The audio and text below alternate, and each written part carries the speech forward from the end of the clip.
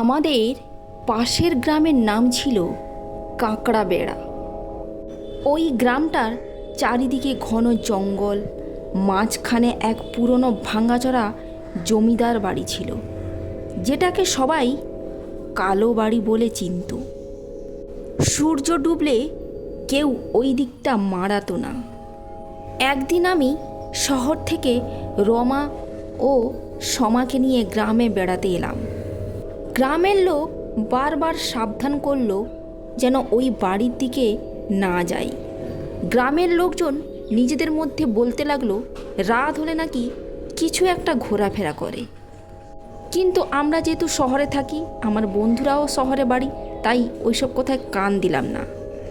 বরং আমাদের কৌতূহল আরও বেড়ে গেল। রাতের বেলা সবাই মিলে ঠিক করলাম ওই কালো বাড়িতে যাব। ব্যাস, যখনই ঠিক হয়ে গেল, ওই দিন মধ্যরাতের বেলা আমরা বেরিয়ে পড়লাম টর্চ হাতে নিয়ে ওই কালো বাড়িতে। ওই কালো বাড়িতে প্রবেশ করেই বুঝলাম চারিদিকে অদ্ভুত এক নীরবতা। বাড়ির ভেতরে কোনো বাতাস নেই, তবুও জানালার দরজার কভার যেন কাঁপছে। কিছুক্ষণ পরে হালকা একটা ঠান্ডা বাতাস গায়ে এসে লাগলো, যেন কেউ ফিসফিস করে বলছে ফিরে যা। আমার বন্ধু হাসল, ও বলল কিছু না, এটা বাতাস। কিন্তু আমি এবং আমার অন্যান্য বন্ধুগুলো কীরকম একটা অস্বস্তি অনুভব করছিল। আমরা সবাই মিলে সিঁড়ি বেয়ে উপরে উঠলাম। উঠতে উঠতে আমাদের হাতের টর্চের আলোটা হঠাৎ করে নিভে গেল। যখনই টর্চটা নিভে গেল, চারপাশটা যেন ঘুটঘুটে অন্ধকার হয়ে গেল। ঠিক তখনই ওপরের ঘর থেকে ভেসে এলো পায়ের শব্দ, ধীরে ধীরে, টুপ টুপ টুপ করে। আমি চিৎকার করে উঠলাম, কে ওখানে? কোনো উত্তর নেই, শুধু শব্দটা যেন কাছে আসছে। আবার যেন এক ঝলকে টর্চটা জ্বলে উঠল, আর আমরা সবাই দেখলাম সিঁড়ির মাথায় দাঁড়িয়ে আছে এক সাদা শাড়ি পরা মেয়ে। তার মুখ দেখা যাচ্ছে না, চুল দিয়ে ঢাকা, কিন্তু তার পা উল্টো দিকে ঘোরানো।